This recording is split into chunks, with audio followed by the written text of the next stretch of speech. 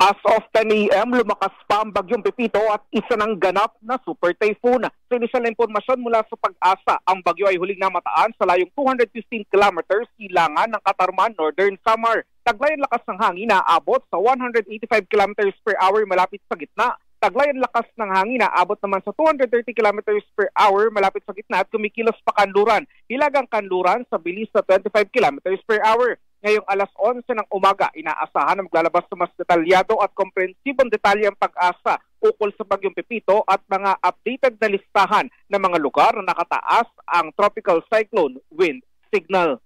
Ako, si Christian Manyo ng GMA Super Radio, DCBB, dapat totoo. Super Radio, DCBB, Last Report! Super Radio, DZBB, Bantay, Bagyo!